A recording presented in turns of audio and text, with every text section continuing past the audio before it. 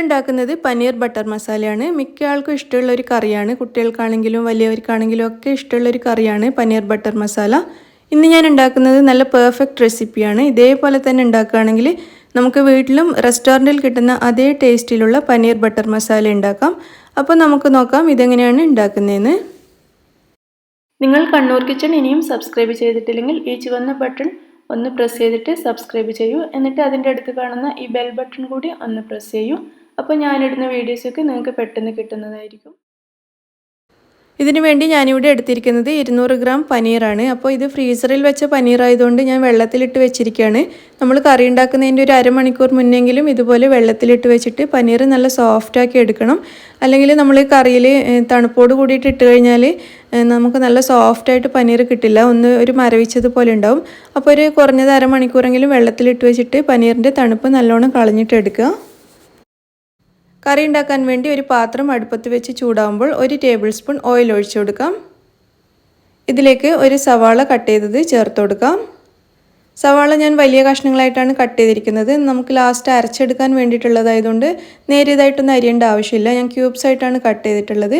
സവാള ഒന്ന് വഴറ്റി ചെറുതായിട്ടൊന്ന് വാടി വരണം. ഇത് കണ്ടില്ലേ, ഈ ഒരു പാകത്തിലാകുന്ന സമയത്ത് നമുക്കിതിലേക്ക് 2 തക്കാളി കട്ട് ചെയ്തതും 1 പച്ചമുളക് കട്ട് ചെയ്തതും ചേർത്ത് കൊടുക്കാം.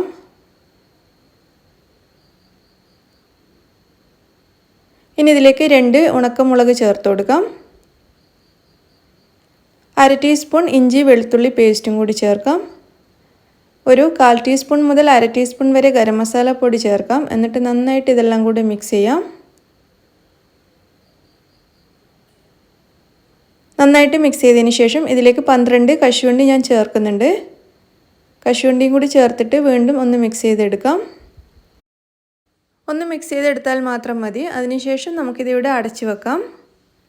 എന്നിട്ട് ചെറിയ തീയിൽ നമുക്കൊരു 15 മിനിറ്റ് ഇത് വേവിച്ചെടുക്കാം. ഇതിൽ ചേർത്തിരിക്കുന്ന തക്കാളിയും കശുവണ്ടിയും സവാളയും ഒക്കെ നന്നായിട്ട് വെന്ത് വരണം. അപ്പോൾ ഒരു 15 മിനിറ്റ് നമുക്കിത് വേവിച്ചെടുക്കാം. 15 മിനിറ്റ് കഴിഞ്ഞിട്ടുണ്ട്. ഇനി ഇത് നമുക്ക് തുറന്ന് നോക്കാം. ഇതിൽ ചേർത്തിരിക്കുന്ന സവാളയും തക്കാളിയും കശുവണ്ടിയും ഒക്കെ നന്നായിട്ട് വെന്തിട്ടുണ്ട്. ഒന്നുകൂടി നന്നായിട്ടൊന്ന് മിക്സ് ചെയ്ത് ഇതൊക്കെ ഒന്ന് ഉടച്ചു കൊടുക്കാം. നന്നായിട്ട് വെന്തിട്ടുണ്ട്. ഒന്ന് മിക്സ് ചെയ്തതിന് ശേഷം ഇത് നമുക്ക് അടുപ്പത്തു നിന്ന് മാറ്റിയിട്ട് തണുക്കാൻ വെക്കാം. നന്നായിട്ട് തണുത്തതിന് ശേഷം ഇത് നമുക്ക് മിക്സിയുടെ ജാറിലിട്ട് നന്നായിട്ട് അരച്ചെടുക്കാനുള്ളതാണ്. അപ്പോൾ ഞാനിതിപ്പോൾ അടുപ്പത്തു നിന്ന് മാറ്റി വെച്ചിട്ടുണ്ട്. തണുത്തതിന് ശേഷം നമുക്കിത് അരച്ചെടുക്കാം. ഇതിപ്പോൾ നന്നായിട്ട് തണുത്തിട്ടുണ്ട്. ഇത് നമുക്കൊരു മിക്സിയുടെ ജാറിലേക്ക് ഇട്ട് കൊടുക്കാം. അതിനുശേഷം ഈ പാത്രത്തിലേക്ക് ഒരു 1/2 കപ്പ് വെള്ളം ഒഴിച്ചിട്ട് അതും കൂടി നമുക്ക് ഈ മിക്സിയുടെ ജാറിലേക്ക് ഒഴിച്ച് വെള്ളവും കൂടി ചേർത്തിട്ട് നമുക്കിത് നന്നായിട്ടൊന്ന് അരച്ചെടുക്കാം. ഇതിവിടെ നന്നായിട്ട് അരച്ചെടുത്തിട്ടുണ്ട്. നമുക്ക് പനീർ ബട്ടർ മസാല ഉണ്ടാക്കാൻ വേണ്ടിയിട്ടുള്ള ഗ്രേവി ഇവിടെ റെഡി ആയി കഴിഞ്ഞു. ഇത് നമുക്കിവിടെ മാറ്റി വെക്കാം.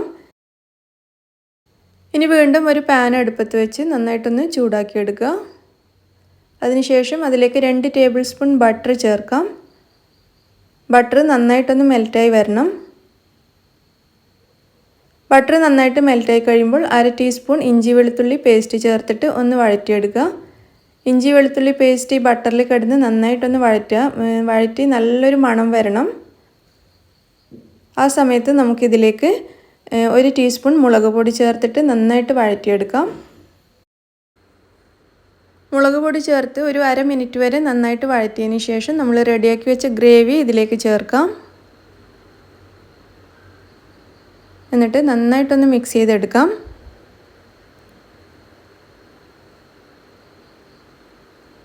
ഇനി മിക്സിയുടെ ജാറിലേക്ക് കുറച്ച് വെള്ളം ചേർത്തിട്ട് അതും കൂടി ഗ്രേവിയിലേക്ക് ഒഴിക്കാം. ഏകദേശം 1/2 കപ്പ് വെള്ളം ഞാൻ മിക്സിയുടെ ജാറിൽ ചേർത്തിട്ട് കറിയിലേക്ക് ഒഴിച്ചിട്ടുണ്ട്. എന്നിട്ട് നന്നായിട്ട് മിക്സ് ചെയ്തെടുക്കാം.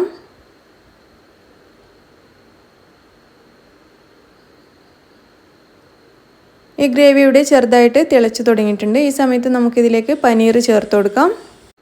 ഇതിലേക്ക് ഒരു 1/2 ടീസ്പൂൺ വരെ ഉപ്പും കൂടി ചേർക്കാം. എന്നിട്ട് നന്നായിട്ട് മിക്സ് ചെയ്യാം. പനീർ ചേർത്തിട്ട് നന്നായിട്ട് മിക്സ് ചെയ്തതിന് ശേഷം ഇത് നമുക്കിവിടെ വീണ്ടും അടച്ചു വെച്ചിട്ട് ഒരു 5 മിനിറ്റ് വേവിച്ചെടുക്കാം. ഒരു 5 മിനിറ്റ് വരെ ചെറിയ തീയിൽ വെച്ചിട്ട് വേവിച്ചാൽ മതി. ഈ ഗ്രേവിയിൽ കിടന്ന് പനീർ നന്നായിട്ടൊന്ന് വെന്ത് വരണം. ഒരു 5 മിനിറ്റ് ഇതുപോലെ നമുക്ക് വേവിച്ചെടുക്കാം. 5 മിനിറ്റിന് ശേഷം നമുക്കിത് തുറന്ന് നോക്കാം. നന്നായിട്ടൊന്ന് ഇളക്കിയെടുക്കാം. പനീറും ഗ്രേവിയും ഒക്കെ കൂടി നന്നായിട്ട് യോജിച്ച് വന്നിട്ടുണ്ട്. ഗ്രേവി ഇപ്പോൾ അല്പം തിക്കായിട്ടാണ് ഇരിക്കുന്നത്. ഇത്രയും തിക്നെസ് വേണ്ടാന്നുണ്ടെങ്കിൽ അല്പം വെള്ളം ചേർത്തിട്ട് ഒന്നുകൂടി മിക്സ് ചെയ്ത് തിളപ്പിച്ചാൽ മതി. പക്ഷേ പനീർ ബട്ടർ മസാലയും ബട്ടർ ചിക്കനും ഒക്കെ അല്പം തിക്കായിട്ട് ഇരിക്കുന്നതാണ് എപ്പോഴും നല്ലത്. ഇനി ഇതിലേക്ക് 2 ടീസ്പൂൺ പഞ്ചസാര ചേർക്കാം. 2 ടീസ്പൂൺ വരെ കസൂരിമേത്തി ഒന്ന് പൊടിച്ചതിന് ശേഷം ചേർത്ത് കൊടുക്കാം. ചെറുതായിട്ടൊന്ന് ചൂടാക്കി എടുക്കുകയാണെങ്കിൽ നമുക്ക് പെട്ടെന്ന് പൊടിച്ചെടുക്കാൻ പറ്റും. നന്നായിട്ട് പൊടിച്ചതിന് ശേഷം കറിയിലേക്ക് ചേർക്കാം. എന്നിട്ട് നന്നായിട്ടൊന്ന് മിക്സ് ചെയ്തെടുക്കാം.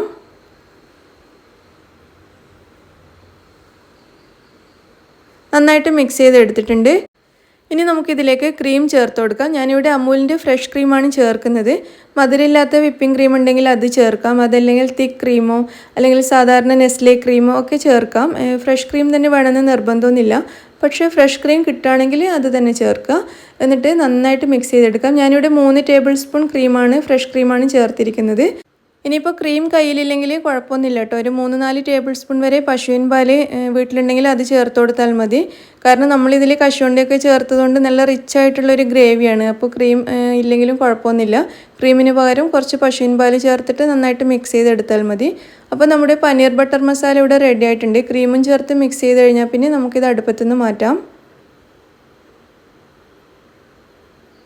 അങ്ങനെ നമ്മുടെ നല്ല ടേസ്റ്റി പനീർ ബട്ടർ മസാല ഇവിടെ റെഡിയായി കഴിഞ്ഞു. നമുക്കിത് പൊറോട്ടയുടെയും ചപ്പാത്തിയുടെയും ഒക്കെ കൂടെ കഴിക്കാൻ നല്ല കോമ്പിനേഷനാണ്. അതുപോലെ ഫ്രൈഡ് റൈസ് അതിനൊക്കെ പറ്റിയ നല്ലൊരു കറിയാണ്. അപ്പോൾ നിങ്ങളെല്ലാവരും ഇതൊന്ന് ട്രൈ ചെയ്ത് നോക്കൂ.